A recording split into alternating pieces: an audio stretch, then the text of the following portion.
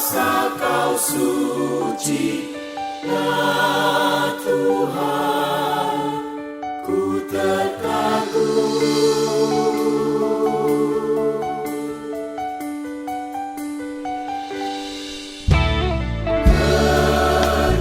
Terkagum melihat kemuliaan-Mu, terkagum dan takut dan gentar, terkagum Kau berkuasa, Kau suci, ya Tuhan, ku terkagum.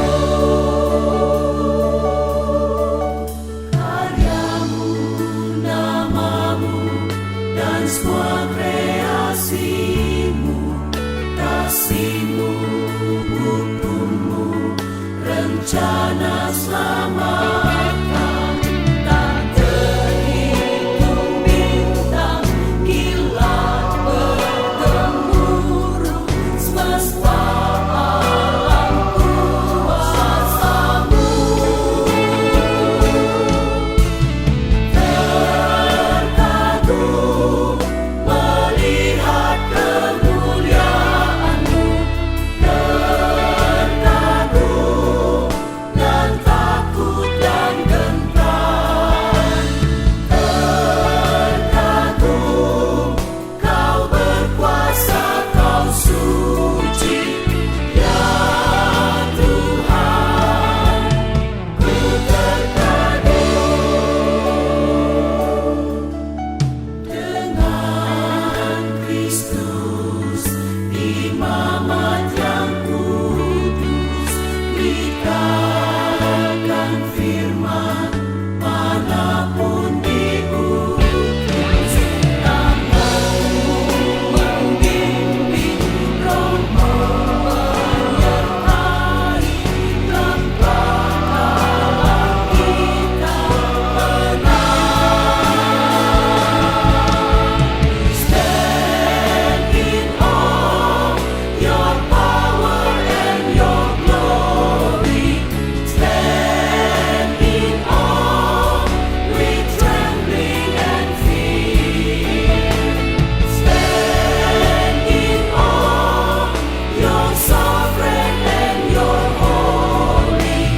Lord, oh God, we stand in awe.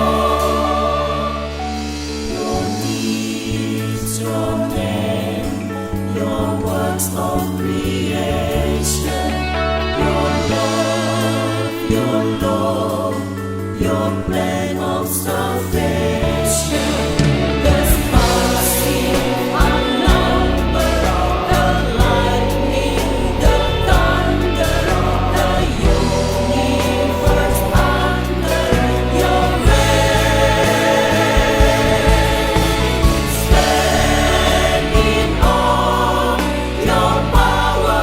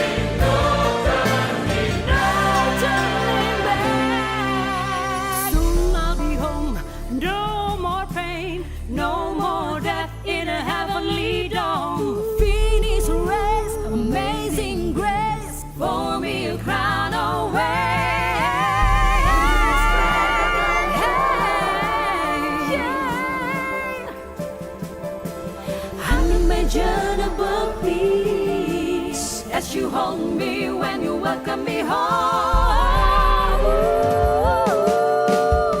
Follow me, way the truth and the light. Follow me, be sure of when will I make you. Follow me, good shepherd, the living water. Follow me, your peace easy, my burden is light. Alpha, Omega, beginning and end. Till you ring the Lamb. Follow me, way the truth and the light. Follow me, be sure of when will I make you. Follow me, good shepherd, the living water. Follow me.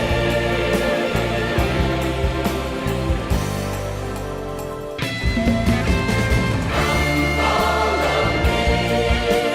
way the truth and the light. Follow me, be sure when will I make you. Follow me, good shepherd, the living water. Follow me. Follow me,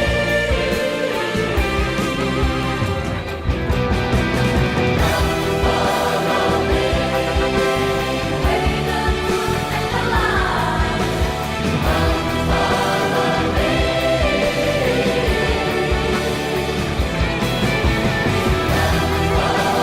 me, be sure when will I make you. Follow me.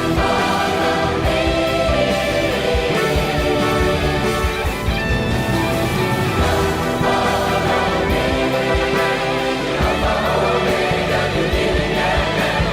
Follow me.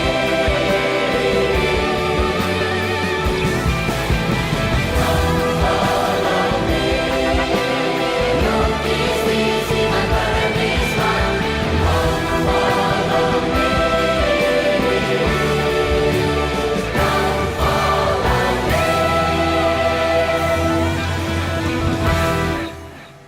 Selamat hari Minggu untuk kita semua.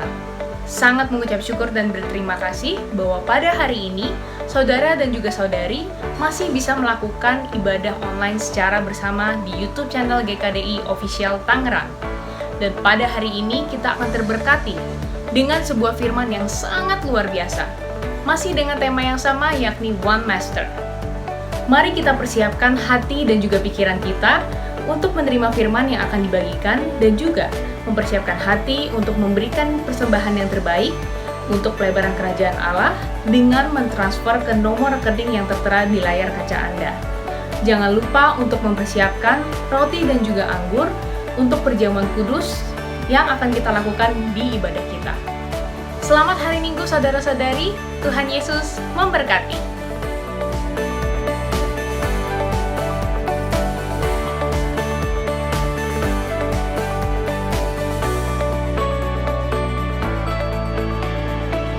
Shalom, selamat pagi. Kita percaya kita terus bersyukur karena Tuhan tidak pernah jauh daripada kita semua.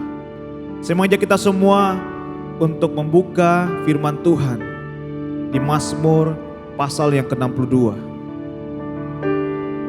Saya akan bacakan buat kita semua. Perasaan tenang dekat Allah untuk pemimpin biduan menurut Yedutun Mazmur Daud. Hanya dekat Allah saja aku tenang, daripadanya lah keselamatanku.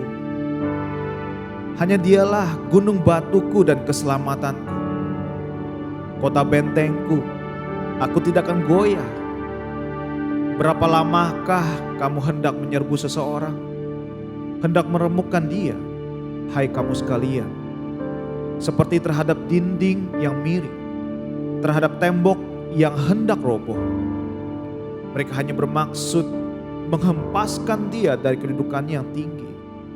Mereka suka kepada dusta. Dengan mulutnya mereka memberkati, tetapi dalam hatinya mereka mengutuki. hanya pada Allah saja kiranya aku tenang. Sebab daripadanya lah keharapanku. Hanya dialah gunung batuku dan keselamatanku. Kota bentengku, aku tidak akan goyah. Pada Allah ada keselamatanku dan kemuliaanku. Gunung batu kekuatanku, tempat perlindunganku ialah Allah. Percayalah kepadanya setiap waktu, hai umat. Curahkanlah isi hatimu di hadapannya. Allah ialah tempat perlindungan kita. Hanya angin saja orang-orang yang hina. Suatu dusta saja orang-orang yang mulia. Pada neraca mereka naik ke atas. Mereka sekalian lebih ringan daripada angin. Janganlah percaya kepada pemerasan. Janganlah menaruh harap yang sia-sia kepada perampasan. Apabila harta makin bertambah, janganlah hatimu melekat padanya. Satu kali Allah berfirman, dua hal aku yang dengar, bahwa kuasa Allah asalnya, dan daripadamu juga kasih setia, ya Tuhan. Sebab Engkau membalas setiap orang menurut perbuatannya. Firman Tuhan yang luar biasa. Dan saya yakin dan percaya hanya dekat Allah saja kita merasa tenang. Saya mengajak kita semua untuk tundukkan kepala dan berdoa. Bapa kami yang bertata dalam kerajaan surga, kami bersyukur Tuhan atas semua kebaikan-kebaikan yang Kau berikan pada kami Tuhan. Sebab firman Engkau benar Tuhan, bahwasanya dekat dengan Engkau Tuhan, dekat dengan Allah yang kuat, kami merasa tenang Tuhan. Dan kami bersyukur Tuhan, Engkau masih menjaga kami Tuhan sampai saat ini. Dan kiranya Tuhan, tibanya kami ingin menyembah Engkau Tuhan dengan segenap hati kami, memuji Engkau Tuhan. Biarlah harum di hadapan Engkau saja Tuhan. Dan apa yang kami nyanyikan hanya untuk menyenangkan hati Engkau saja Tuhan. Kiranya Engkau sertai Tuhan dari awal pertengahan sampai akhir. Biar hanya Engkau saja Tuhan yang kami muliakan, yang kami sembah dan kami puji Tuhan. Terima kasih Bapa. Hanya di dalam nama Tuhan Yesus Kristus kami berdoa dan bersyukur. Amin. Saya mengajak kita semua untuk bangkit berdiri. Kita satu penyembahan. Kau yang terindah di dalam hidup ini. Mari kita menyembah Dia dengan segenap hati. Sebab Dialah Allah dan tiada Allah seperti Engkau Tuhan. Engkau besar dan penuh kuasa Tuhan. Kami ingin menyembah Engkau dengan menyanyikan lagu ini Tuhan. Mari kita nyanyikan sama-sama. Katakan Kau yang terindah di dalam hidup ini.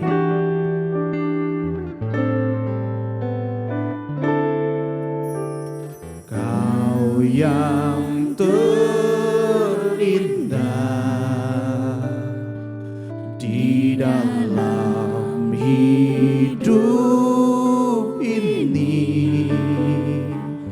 Tiada Allah Tuhan yang seperti Engkau, besar perkasa penuh kemuliaan.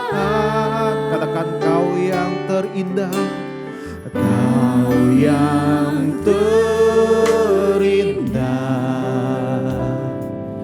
di dalam hidup ini. Tiada Allah Tuhan yang seperti Engkau, besar perkasa penuh kemuliaan. Kau yang termanis, Kau yang termanis di dalam hidup ini. Kami mencintai Engkau Tuhan, lebih dari segalanya. Besar kasih setiamu kepadaku. Ku sembah Kau, ku sembah Kau, ya Allahku, ku tinggikan namamu selalu, tiada lutut tak bertelut, menyembah Yesus Tuhan Raja. Ku sembah Kau Tuhan, ku sembah Kau ya Allahku, ku tinggikan namamu selalu, semua lidah kan mengaku Engkaulah Yesus Tuhan Rajaku. Mari kita menyembah Dia, kadang Kau yang terindah di dalam hidup ini. Kau yang terindah, inilah hati kami Tuhan. Di dalam hidup ini, Tiada Allah seperti Engkau Tuhan. Tuhan yang seperti Engkau, besar perkasa, penuh kemuliaan. Katakan Kau yang termanis, Kau yang termanis. di dalam hidup kami Tuhan, Kau yang Di termanis. dalam hidup ini, Oh, ku cinta Kau lebih dari segalanya, besar kasih setiamu kepadaku. Ku sembah Kau ya Allahku, ku tinggikan namamu selalu, tiada lutut tak bertelut, menyembah Yesus Tuhan Raja. Katakan ku sembah Kau Tuhan, ku sembah Kau ya Allahku, ku tinggikan namamu selalu, semua lidah kan mengaku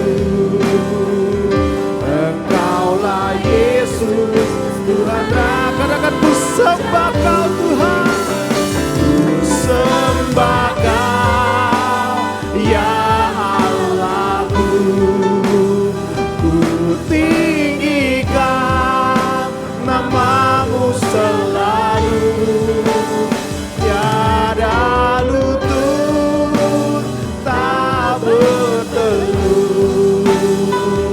menyembah Yesus Tuhan Raja. Katakan ku sembah Kau Tuhan,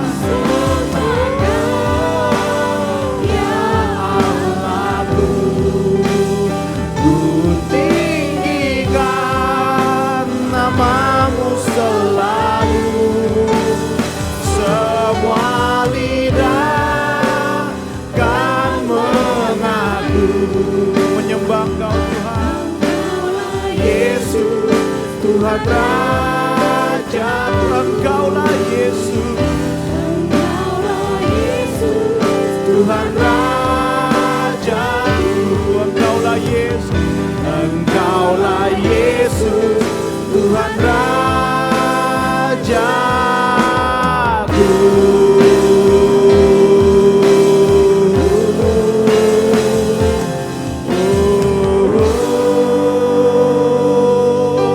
Engkaulah Yesus Tuhan Raja kami Tuhan. Jemaat silakan duduk.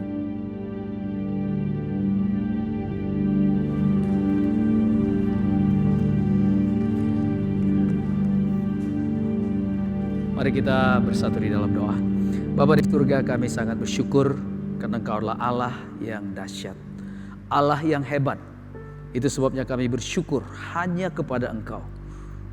Kami tidak bersyukur kepada hal-hal yang kami hanya rasakan saja, tapi kami juga bersyukur kepada apa yang kami percaya. Dan biarlah Engkau Tuhan yang akan memimpin firman yang akan disampaikan oleh hamba-Mu ini. Karena firman ini Tuhan adalah satu ungkapan yang kami boleh terima dengan rasa syukur, yang akan menaruh itu ke dalam hati kami masing-masing.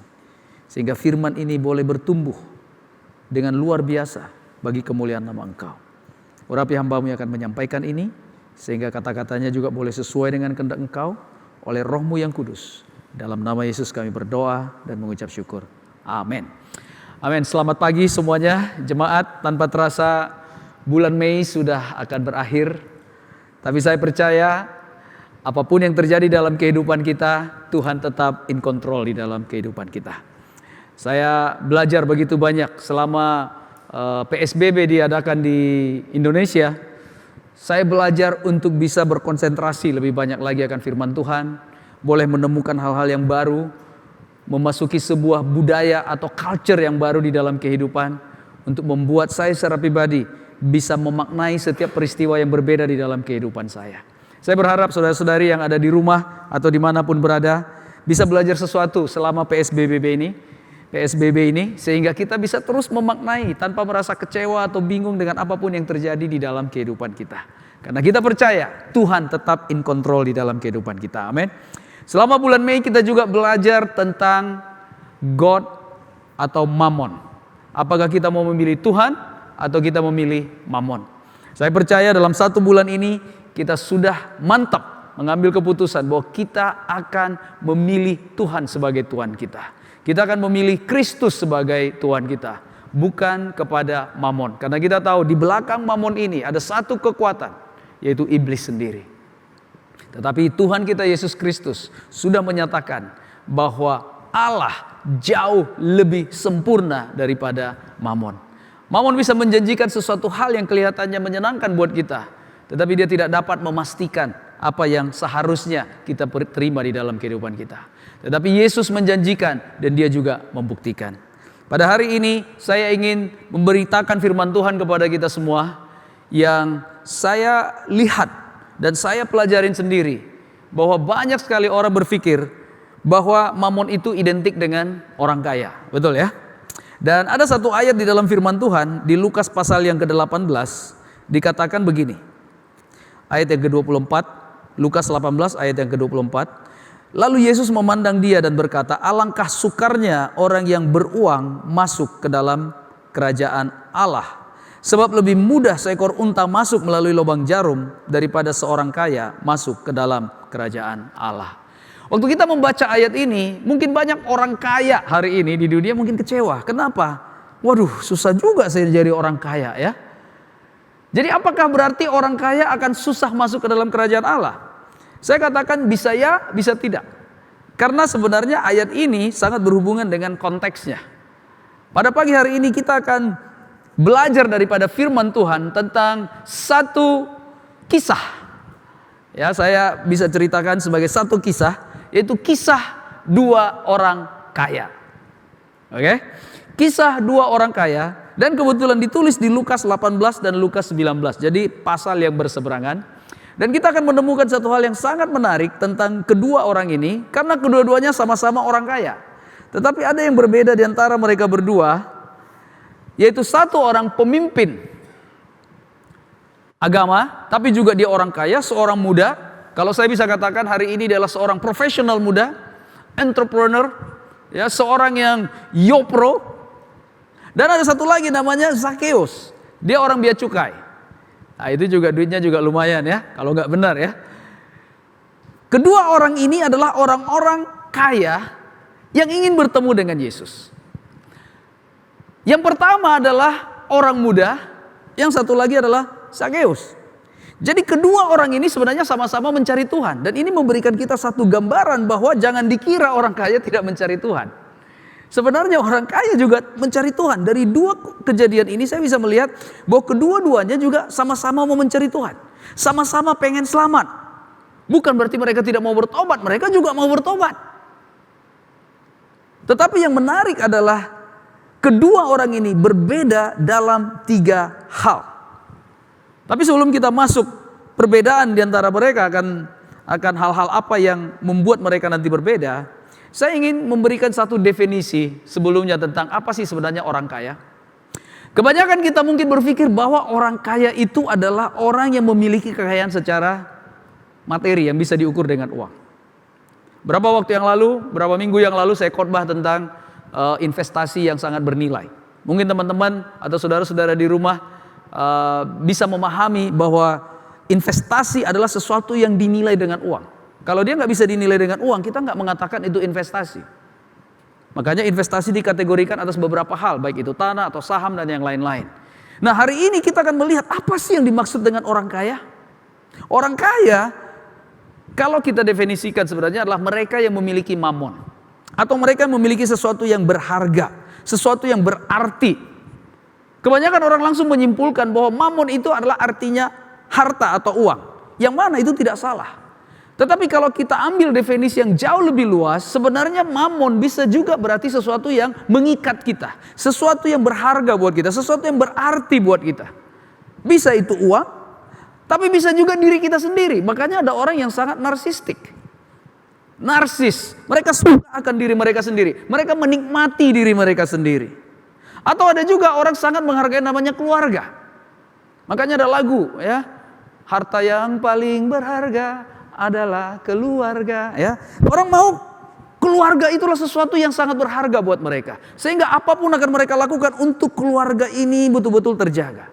Ada juga beberapa orang yang mereka menganggap berharga atau berarti adalah kesehatan atau pendidikan atau mungkin pekerjaan. Itu semua bisa menjadi mamon jikalau kita terikat kepada itu. Itulah yang saya lihat di dalam firman Tuhan sebagai definisi kekayaan. Sekarang kita akan melihat sebenarnya apa yang berbeda antara kedua orang kaya ini. Saya akan bacakan dari Lukas pasal yang ke-18. Mulai dari ayat yang ke-18. Dikatakan begini.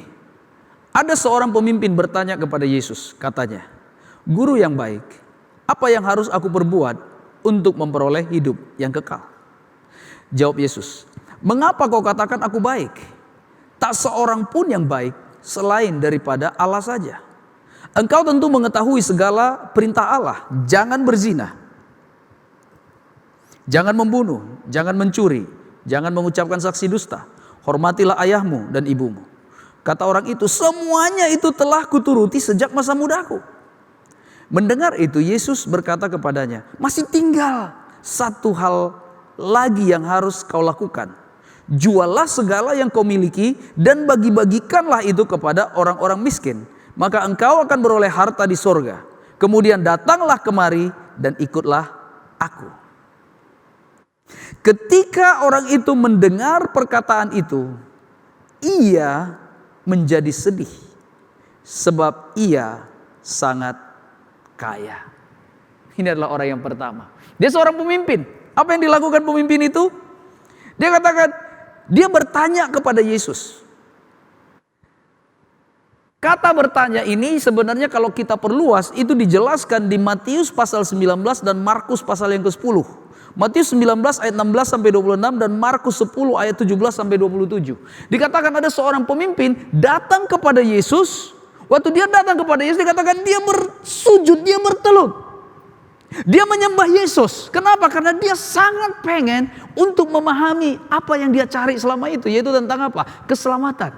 Atau hidup kekal, atau bagaimana cara untuk masuk ke dalam kerajaan Allah atau kerajaan sorga. Itu semua paketnya Yesus.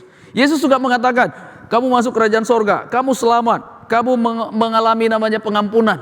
Itu semua adalah satu paket keselamatan. Dan orang ini sengaja memang sedang mencari dengan sangat sungguh-sungguh tentang itu. Sehingga waktu dia ketemu dengan Yesus, dia sujud bertelut dan dia adalah seorang pemimpin dan juga orang kaya. Dan dia mencari tahu. Tetapi akhir dari pembicaraan itu, dia sudah datang kepada orang yang benar, tetapi akhir pembicaraan itu, dia sedih dan kecewa. Sangat menyedihkan ya. Sekarang kita lihat orang kaya yang kedua, namanya Zakeus. Lukas pasal 19, mulai ayat yang pertama sampai ayat yang ke-10.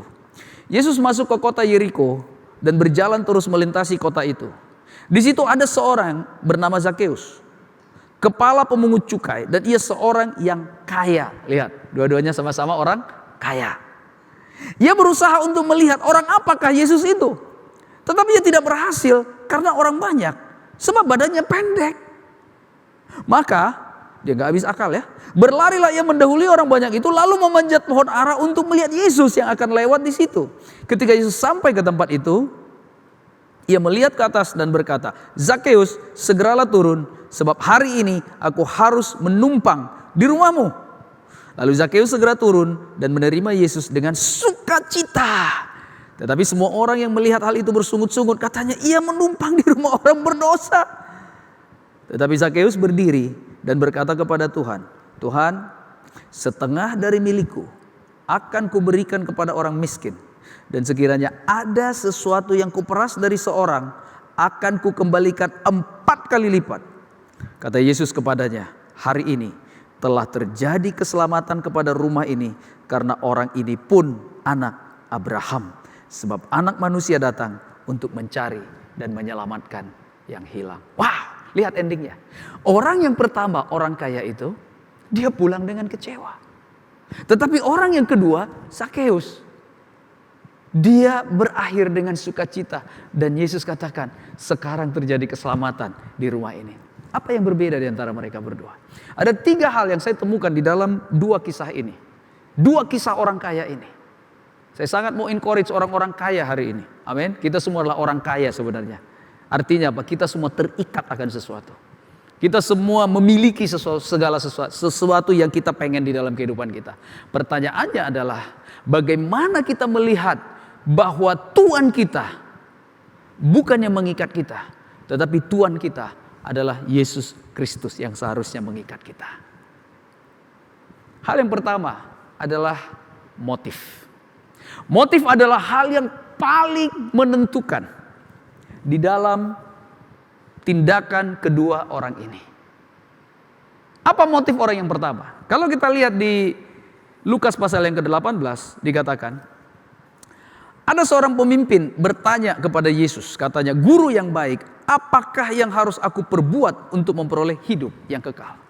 Motif daripada orang kaya ini adalah bagaimana supaya dia diselamatkan, bagaimana supaya dia bisa dapat hidup yang kekal. Itu adalah motifnya. Bukankah itu motif yang bagus? Semua orang katakan, iya dong, kita kan mau selamat, betul nggak? Tetapi lihat, kita bandingkan coba motif daripada Zakeus. Dikatakan, pasal 19 ayat yang kedua. Di situ ada seorang bernama Zakeus, kepala pemungut cukai, dan ia seorang kaya. Ia berusaha untuk melihat orang apakah Yesus itu. Lihat motifnya. Motifnya ini beda. Kalau si orang kaya fokusnya selamat. Tetapi motif daripada Zakeus adalah pengen kenal Yesus. Apa yang menarik di dalam 2 motif ini? Motif yang pertama agak berkesan selfish. Maunya saya apa? Aku tuh gak mau rugi. Semua orang juga mau begitu, betul ya? Semua orang mau selamat. Makanya hari ini kita di rumah, betul ya? Karena kita mau selamat. Ya, kita mau menjaga PSBB. Apa yang salah dengan itu? Gak ada yang salah. Tetapi kalau kita belajar tentang teori-teori motivasi, salah satu teori motivasi menurut Maslow adalah kebutuhan adalah motif yang paling dasar bagi orang untuk melakukan sesuatu. Tetapi kemudian Maslow memberikan satu hierarki yang disebut dengan hierarki Maslow.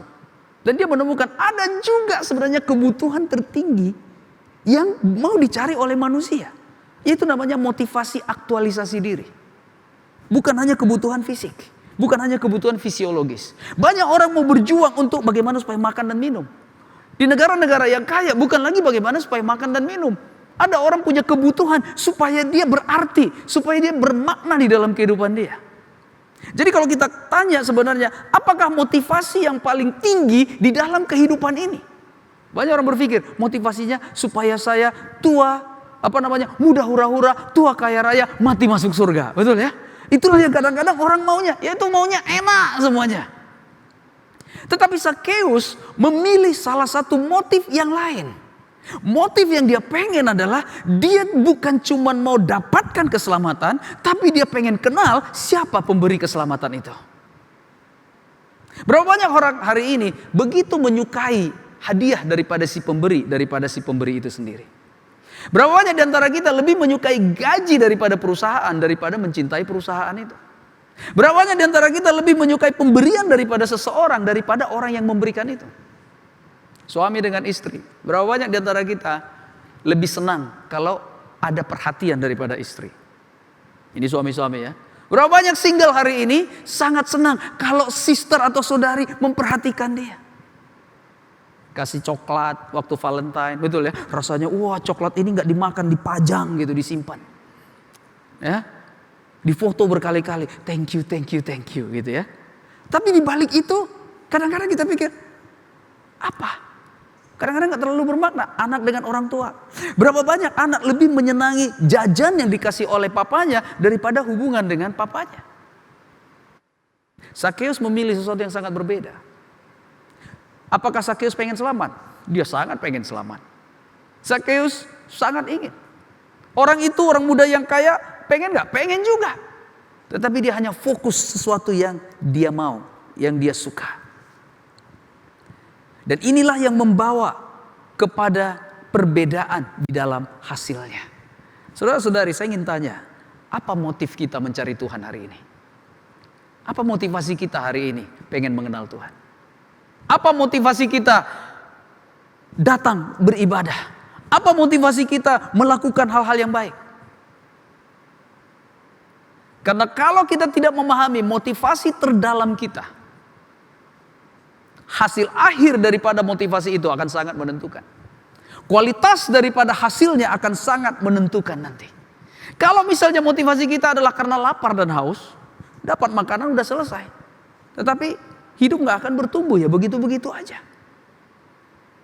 Kalau motivasi kita hanya untuk selamat, tapi kita masih hidup, pertanyaannya adalah apa yang kita lakukan sesudah kita selamat? Apa yang akan kita jalankan ketika kita sudah selamat? Karena keselamatan itu kan dalam iman. And then after that, after kita selamat di dalam iman, what next? Tetapi kalau motivasi kita adalah pengen mengenal siapa pemberi keselamatan itu akan menjadi sebuah perjalanan yang sangat indah bersama dengan Tuhan. Amin. Kalau kita lihat, sejak manusia diciptakan oleh Tuhan, Tuhan memang sangat ingin kita menyatu dengan Tuhan. Dan inilah yang menjadi poin saya yang kedua, adalah fokus. Apa fokus daripada pemimpin muda ini dan apa fokus daripada Sakeus? Kalau kita lihat fokus daripada pemimpin muda ini, kalau kita lihat, dia katakan di ayat 18, guru yang baik, apa yang harus aku perbuat untuk memperoleh hidup kekal? Lihat fokusnya. Fokus daripada orang muda itu adalah action, perbuatan, works, tindakan. Makanya waktu dia bertanya itu, Yesus mulai menjawab. Karena dia tanya perbuatan, betul ya? Apa perbuatan? Apa tindakan yang aku lakukan untuk memperoleh hidup yang kekal? Dia betul-betul orang bisnis. Orang bisnis artinya gini, kalau saya melakukan ini saya dapat apa? Betul ya? Kalau saya melakukan tindakan ini, nanti hasilnya apa buat saya? Dan dia sudah menemukan kalau dia main instrumen bisnis ini hasilnya begini, kalau ini hasilnya begini. Dan dia mulai mikir, kira-kira dari ilmu yang dia peroleh tentang keagamaan, dia sudah melakukan sebenarnya perbuatan-perbuatan yang diminta oleh hukum Taurat. Tetapi ada satu yang kosong dalam diri dia. Dia masih belum merasa klik gitu loh. Makanya Yesus bertanya. Kalau kita lanjutkan ayat itu, seperti tadi yang saya bacakan, Yesus menjelaskan tentang engkau mengetahui segala perintah Allah, jangan berzina dan selanjutnya dan selanjutnya dan selanjutnya. Kemudian orang itu berkata, semuanya itu telah kuturuti sejak masa mudaku. Lihat. Artinya kalau mau berteori secara perbuatan, sebenarnya dia sudah melakukan. Dan Yesus mengikuti apa yang menjadi motivasi kita. Yesus mengikuti apa yang menjadi tujuan kita, apa yang menjadi fokus kita. Yesus mau mengikuti. Kalau kita bilang, apa yang saya mau lakukan untuk ini? Yesus bilang, ya udah kamu lakukan ini. Nah kemudian yang terjadi adalah orang itu bilang, itu saya udah lakukan. Karena orang ini beranjak fokusnya, beranjak di dalam fokusnya dia adalah perbuatan. Yesus mengikuti cara berpikir orang ini, pemimpin ini. Dan Yesus katakan begini. Ini dia yang menjadi titik balik untuk mempertanyakan motif dia yang sebenarnya. Ayat 22. Mendengar itu Yesus berkata kepadanya, masih tinggal satu hal lagi yang harus kau lakukan. Jualah segala yang kau miliki, bagi-bagikanlah kepada orang-orang miskin, maka engkau akan beroleh harta di sorga. Kemudian datanglah kemari dan ikutlah aku. Ini menarik. Yesus menjelaskan dua action. Pertama adalah ada satu hal lagi, yaitu jual hartamu. Tapi kemudian dia bilang ada lagi tambahannya sebenarnya. Kamu ikut saya. Sesudah kamu jual dan habis kamu bagi-bagikan, kamu sudah dapat harta di sorga. Dan untuk menjamin itu kamu ikut saya, karena saya pemilik harta di sorga. Dan apa yang dilakukan oleh pemimpin muda itu, dikatakan di Alkitab, ia menjadi amat sedih. Saya mikir, kenapa dia amat sedih ya? Padahal dia pengen selamat, betul ya? Dia pengen dapat hidup yang kekal. Dan dia datang kepada orang yang tepat. Dan Yesus memberikan syarat-syaratnya. Apa masalahnya? Kenapa dia sedih? Kenapa dia gak happy? Inilah pertanyaan saya. Dan mungkin itu pertanyaan kita semua. Sebelum itu dijawab oleh firman Tuhan, kita lihat dulu. Apa fokus daripada Sakeus? Oke, apa fokusnya dia? Dikatakan, di situ ada seorang bernama Sakeus, ayat yang kedua. Kepala pemungut cukai. Jadi kepala biaya cukai ini orang. Ia seorang kaya. Ia berusaha untuk melihat orang apakah Yesus itu. Tapi ia tidak berhasil karena orang banyak. Sebab badannya pendek. Poeng. Ya. Maka berlarilah ia mendahului orang banyak. Lalu memanjat pohon ara untuk melihat Yesus yang akan lewat di situ. Ketika Yesus sampai ke tempat itu, ia melihat ke atas dan berkata, Yesus segeralah turun, sebab hari ini aku pengen numpang di rumahmu. Wah, indah sekali saudara-saudari. Lihat perbedaannya. Yesus sudah tahu dari awal bahwa motivasi daripada orang ini sangat egois. Dia hanya mau buat diri dia sendiri. Tetapi gak apa-apa, Yesus tetap menghargai orang itu. Sampai pada titik dia tidak bisa melepaskan dirinya daripada egonya. Karena itulah titik balik daripada seseorang mau percaya kepada Allah atau kepada Mammon. Dia mengalami namanya the moment of truth in life. Ada orang mengatakan, this is the brutal fact of life. Setiap kita di sini akan mengalami namanya the moment of truth. Atau satu saat kebenaran tentang apa sebenarnya yang kita percaya. Apa sebenarnya menjadi motif terdalam kita. Dan Tuhan mengenal hati setiap orang. Di Yohanes pasal yang kedua dikatakan, enggak perlu ada orang menceritakan tentang isi hati orang kepada Yesus. Karena Yesus mengenal isi hati orang itu sendiri. Jadi jangan main-main dengan Yesus. Yesus tahu hati kita masing-masing. Amin. Mungkin kita beribadah, kita bernyanyi setiap minggu. Tapi Tuhan tahu motif kita yang paling dalam. Tuhan sangat memahami kita dan Tuhan sangat sayang kepada kita. Kenapa? Karena Tuhan sejak penciptaan ingin membangun hubungan dengan kita. Tapi dosa membuat kita hancur dan rusak. Orang ini berpikir adalah begini. Dia berpikir dia akan dibenarkan oleh perbuatan. Makanya dia fokus perbuatan. Tetapi akan ada satu masa kamu akan ditantang untuk melakukan satu perbuatan yang kamu sendiri gak mungkin bisa penuhi. Pertanyaannya adalah, mau gak kamu melepaskan itu? Orang kaya itu tiba pada satu keputusan. Saya tolak.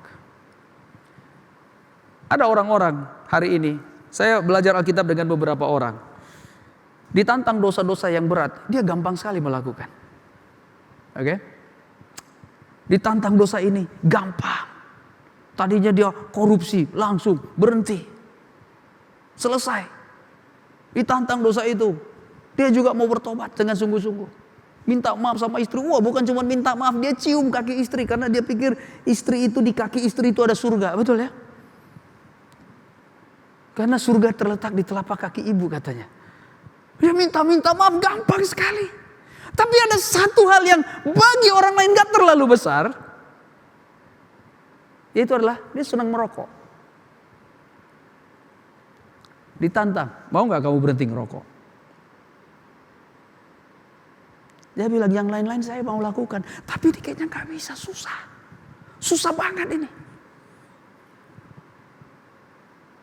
Seandainya Yesus bertanya kepada kita, kalau kau tak mau berhenti dari rokokmu ini, kau tak bisa masuk kerajaan Allah. Saya sangat yakin orang itu akan sedih sama seperti orang kaya ini.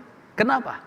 Karena mamon dia bukan yang lain-lain. Mamon dia bukan harta, bukan yang lain. Tapi sesuatu yang mengikat dia, yaitu rokok itu. Ada orang mungkin terikat tentang apa? Saya nggak tahu. Ada orang terikat pornografi mungkin. Dia nggak bisa lepas daripada pornografi. Semua dia mau lakukan, semua hal dia mau lakukan. Tetapi untuk itu dia nggak bisa berani lakukan. Makanya fokusnya, kalau memang kamu fokusnya perbuatan, pertanyaannya, rela nggak kamu mengambil semua jenis perbuatan yang ada? Kalau itu bertentangan dengan Yesus, kamu berhenti. Gak akan ada yang bisa. Kenapa? Karena fokus daripada Yesus dan dia berharap fokus daripada orang-orang adalah mereka mengenal Yesus. Fokus mereka adalah membangun hubungan dengan Yesus. Waktu Tuhan menciptakan manusia, saudara-saudari, Tuhan sangat ingin kita ada hubungan dengan Bapa. Kita ada connection with God. Indah sekali kalau kita lihat Zakheus, betul ya? Motif dia pertama adalah pengen ketemu Yesus. Makanya dia lihat, Yesus mana? Aku pengen tahu Yesus tuh orang kayak gimana sih? Ganteng atau enggak gitu ya. Dia pengen kenal Yesusnya. Dia gak peduli yang lain-lain. Kenapa? Karena dia lebih semangat kepada pemberi keselamatan daripada keselamatannya itu sendiri. Dia mencintai yang lebih tinggi. Dia punya teori kebutuhan yang sangat tinggi. Yaitu apa? Teori kebersamaan, teori kesatuan. Dia pengen mengenal betul-betul, nempel dengan Yesus. Dan lihat responnya Yesus. Waktu si Zakheus naik ke pohon, tidak dikatakan bahwa Zakheus melihat dia, tetapi Yesus melihat ke atas. Dan apa kata Yesus? Yesus gak bilang begini, hello, kemudian dia jalan. Enggak, Yesus gak begitu. Waktu dia Zakheus, saya bilang, hey bro, wow, boleh gak kamu turun? Gue pengen ke rumah lo. Wow. Kenapa Yesus mau ke rumah dia? Karena Yesus gak punya rumah, betul ya? Kalau kamu punya rumah, ajaklah orang ke rumah. Tapi Zakheus, dia rumahnya besar, dia orang kaya. Yesus gak punya rumah. Apa maksudnya Yesus?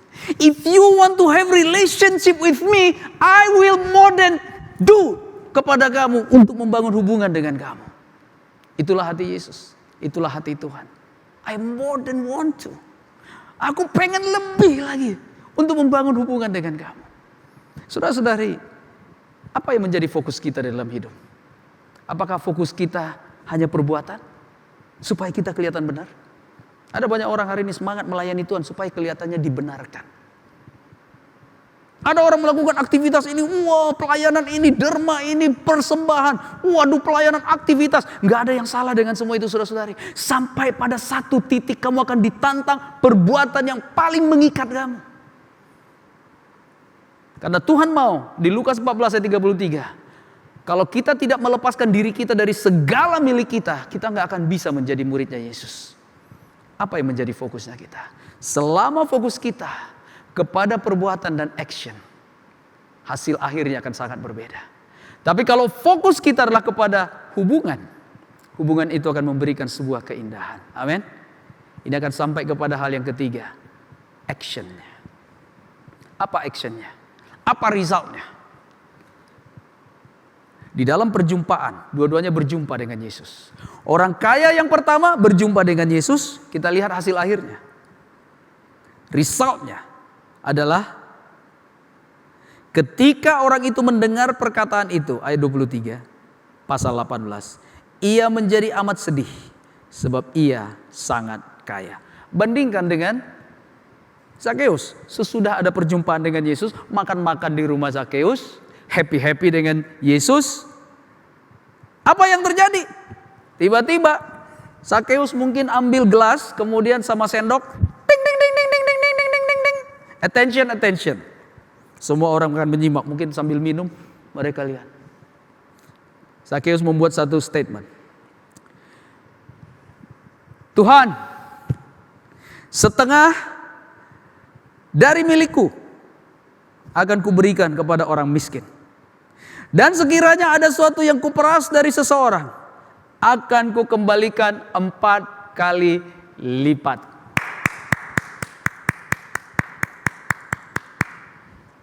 Semua orang kaget. Saya yakin ya, ada orang mungkin gelasnya jatuh. Gak nyangka. Sakeus, seorang pemorot itu, yang suka morotin orang, tiba-tiba ngomongnya aneh begini. Kok bisa? Karena ada satu perjumpaan yang luar biasa antara Sakeus dengan Yesus. Saya gak tahu apa yang mereka ngomongin. Saya gak tahu, saudara-saudari. Tapi saya bisa melihat bahwa Yesus dilihat oleh Sakeus menjadi sesuatu yang sangat berharga, sehingga segala yang dia punya kelihatannya menjadi seperti sampah. Inilah yang dikatakan oleh Rasul Paulus.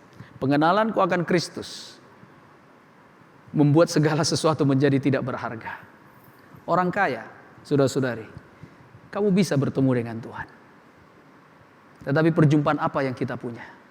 Selama kita fokusnya masih hasil, bukan si pemberi hasil, kita nggak akan sampai kepada kebenaran yang sejati.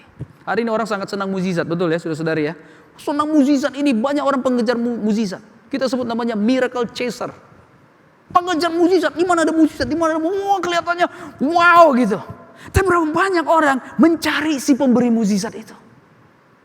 Berapa banyak orang sangat pengen sekali, dia sangat rindu untuk bisa mengenal si pemberi mukjizat itu. Itulah yang dilakukan oleh Sakeus, saudara-saudari. Makanya dia nyambung dengan Yesus. Yesus bercerita, lu tahu nggak Sakeus? Sebenarnya bumi dan segala isinya milik gua. Sakeus bilang, masa? Ya kamu baca aja di Mazmur 24 ayat 1. Ya kamu, iya loh, benar loh. Jadi punya kamu semua ini. Iya. Cuman aku gayanya gini-gini aja. Kenapa? Karena aku pengen motivasi orang benar kalau mereka mau ikut aku. Iya juga ya, kata Sakeus. Sehingga apa? Sehingga muncullah satu statement ini. Dan apa respon Yesus? Ini yang lebih menyukacitakan kita. Kata Yesus kepadanya, hari ini dia bilang, telah terjadi keselamatan kepada rumah ini. Bukan cuma sama Sakeus. Rumah itu pun dikatakan oleh Yesus mengefek daripada hati daripada Sakeus itu. Telah terjadi keselamatan. Kenapa? Karena orang ini pun anak Abraham. Kenapa dia katakan Abraham? Karena dia tidak dibenarkan karena perbuatan, tapi karena dia beriman kepada Yesus. Apa yang akan menyelamatkan kita, saudara-saudari? Harta atau Yesus? Yang menyelamatkan kita adalah iman kita kepada Yesus. 3 hal yang kita belajar hari ini dari kisah 2 orang kaya ini. Apakah kita semua mencari Tuhan? Yes, kita mencari Tuhan. Tetapi apakah motivasi kita benar ketika kita mencari Tuhan? Yes, motivasi kita benar. Tetapi hal yang lebih dalam lagi, seberapa tinggi, seberapa dalam motivasi itu? Seberapa mulia motivasi kamu? Apakah motivasi kamu hanya motivasi yang dangkal? Atau satu motivasi yang lebih tinggi daripada sekedar kedangkalan itu? Sakeus tahu motivasi terdalam dia pengen kenal siapa Yesus. Sangat luar biasa hari ini di dalam hubungan. Ada perbedaan antara relation dengan connection. Relation sangat berhubungan dengan status. Suami dengan istri. Suami dengan istri, orang kan berpikir mereka harusnya sehati atau bersatu. Tapi survei mengatakan 400.000 pasangan menikah di Indonesia. Dari 2 juta orang menikah setiap tahun bercerai. Apa yang kita bisa katakan dengan ini? Artinya apa? Banyak orang membangun relation, tetapi tidak ada connection di antara mereka. Nggak nyambung hubungan itu. Yesus suka relation yang juga nyambung satu sama lain. Bagi kita yang susah sinyal, berasa, betul ya? Kamu boleh punya handphone, kamu boleh punya paket data yang luar biasa, tapi kalau nggak punya sinyal, apa yang terjadi? Stres. Dan banyak orang hari ini nggak mengerti bahwa itu semua sangat berhubungan dengan connection. Sakeus membangun connection dengan Tuhan, dan dia akhirnya bisa melihat keselamatan yang daripada Tuhan. Fokus daripada Sakeus menjadi benar.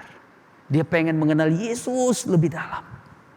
Fokus daripada orang kaya, dia pengen perbuatan apa lagi, sampai pada titik di mana ditantang oleh Yesus perbuatan yang sangat sulit dalam hidupnya, yang sebenarnya bagi Yesus nggak ada arti, tetapi bagi dia itu sangat berarti karena itu mengikat dia. Itu sebabnya dikatakan ia sangat sedih karena banyak hartanya. Dengan kata lain, ia sangat sedih karena hartanya mengikat dia nggak bisa lepas karena itu sudah nempel sama dia.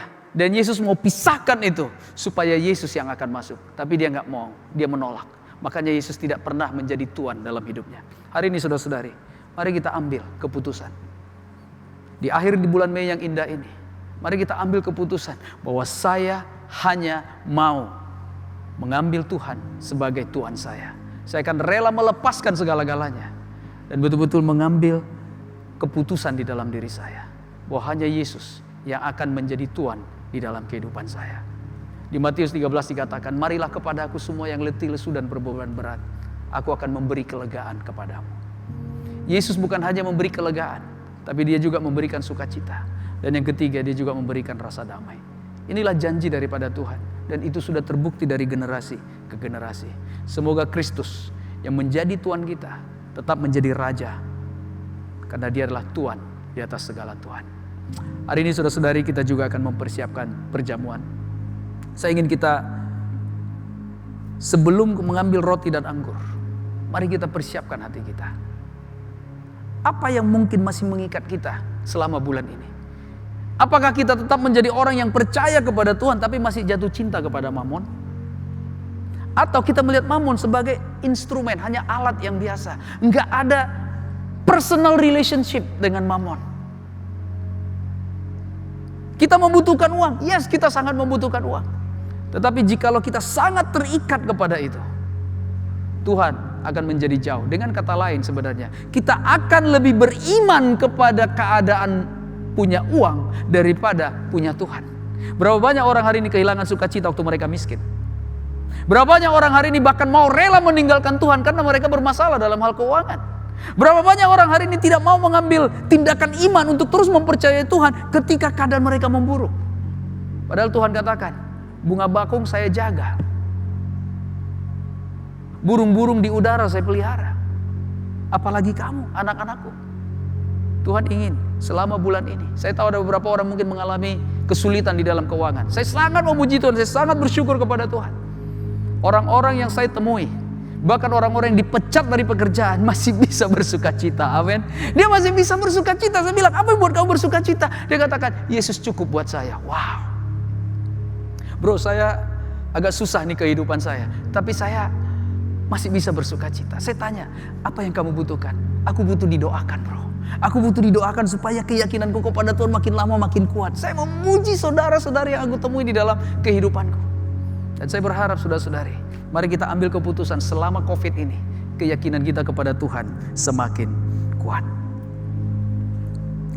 Kita akan mempersiapkan perjamuan kita pada pagi hari ini.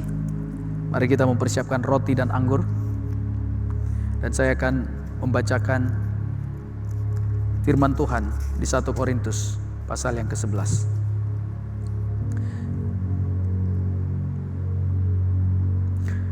Mari kita mengangkat roti. Tuhan Yesus pada malam waktu ia diserahkan mengambil roti.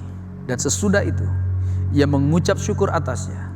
Ia memecah-mecahkannya dan berkata, inilah tubuhku yang diserahkan bagi kamu.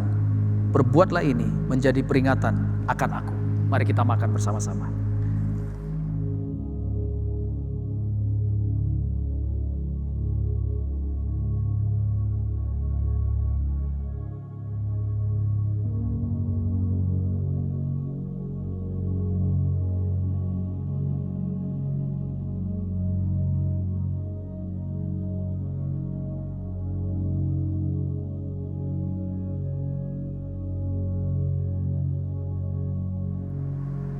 Mari kita mengangkat cawan kita. Demikian juga ia mengambil cawan sesudah makan lalu berkata, cawan ini adalah perjanjian baru yang dimeteraikan oleh darahku. Perbuatlah ini setiap kali kamu meminumnya menjadi peringatan akan aku. Mari kita minum bersama-sama.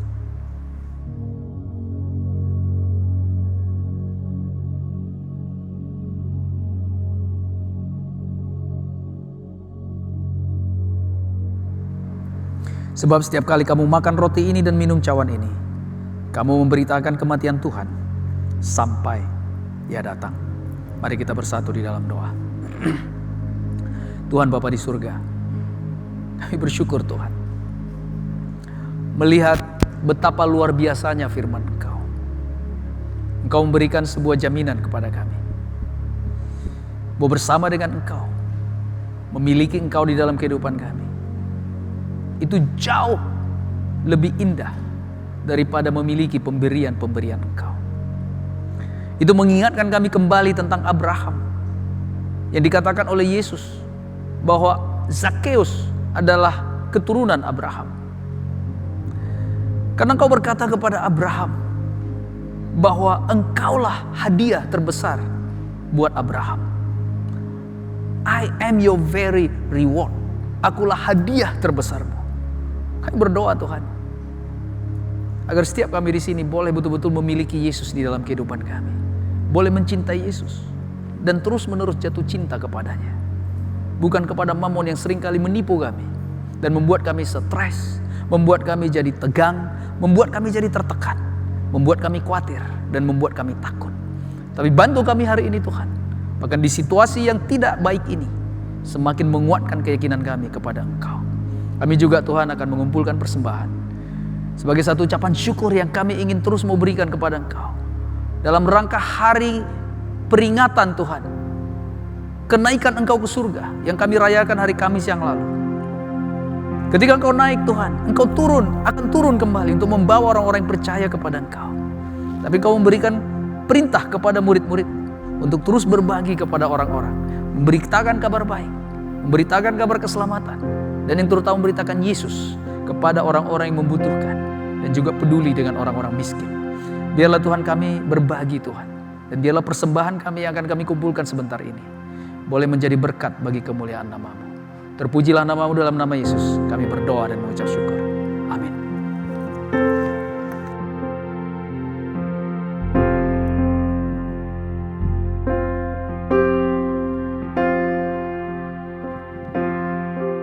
Firman Tuhan yang luar biasa.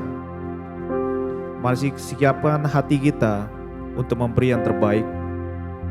Mari kita mengangkat satu pujian. Segala puji syukur.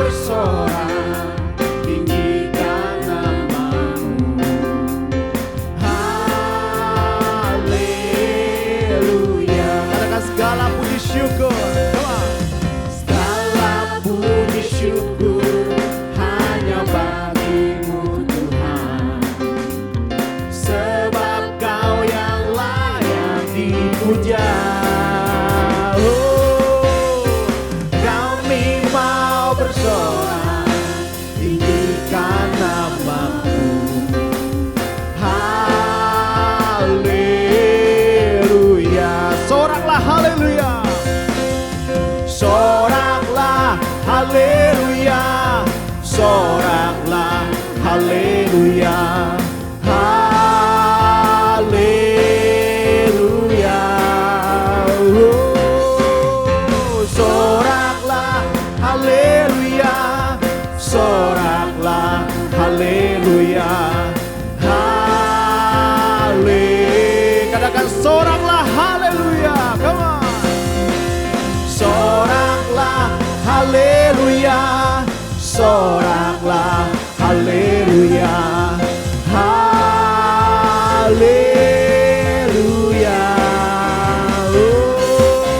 Oh, soraklah haleluya, soraklah haleluya, haleluya. Katakan haleluya, haleluya. Haleluya, haleluya,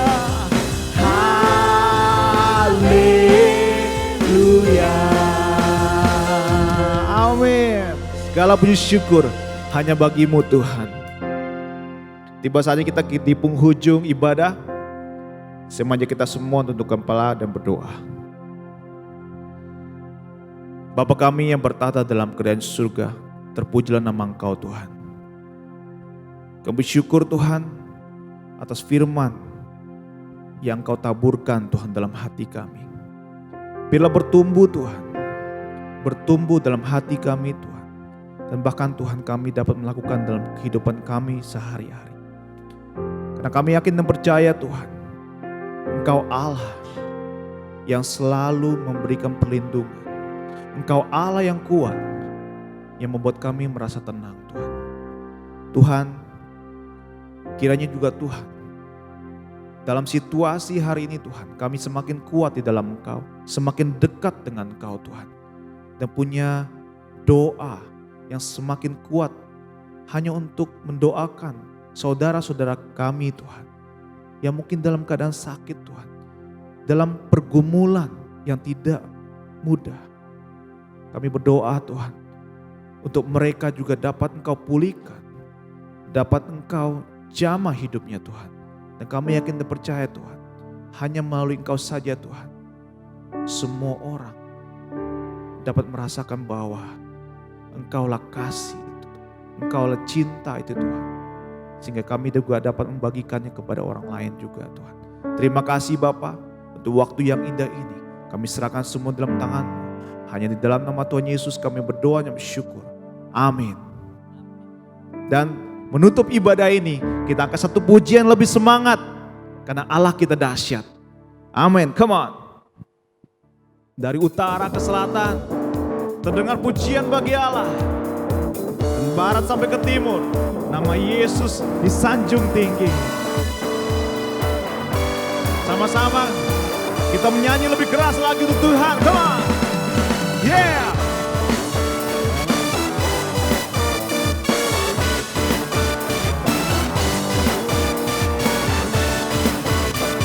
Sama-sama lebih keras. Dari utara ke selatan, terdengar pujian bagi Allah. Dari utara ke selatan, terdengar pujian bagi Allah. Dari barat sampai ke timur, nama Yesus disanjung tinggi. Dari pulau-pulau, lembah-lembah, gunung-gunung yang tinggi, kemuliaannya disaksikan, kebesarannya diceritakan. Yesus, Yesus, nama Yesus disanjung tinggi. Dari pulau-pulau, lembah-lembah, gunung-gunung yang tinggi. Allahku dahsyat berkuasa, suruh bumi sujud menyembah, tinggikan nama-Mu. Allahku dahsyat berkuasa, suruh bumi sujud menyembah, tinggikan nama-Mu.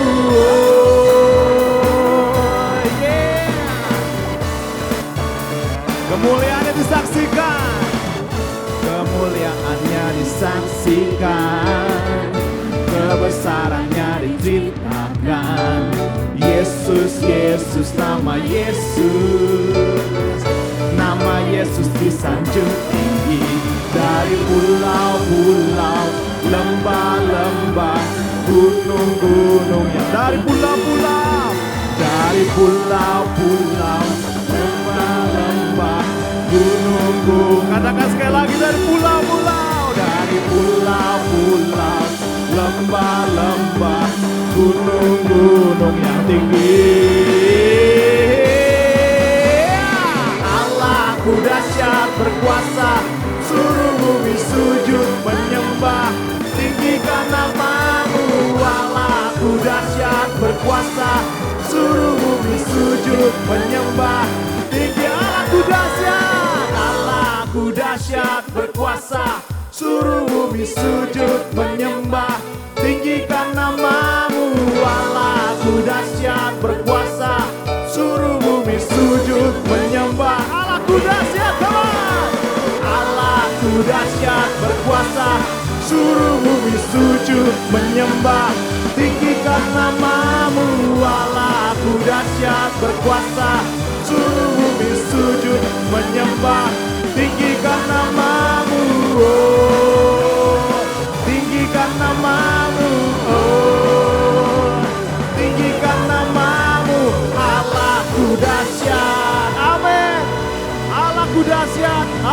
dahsyat. Tuhan Yesus memberkati.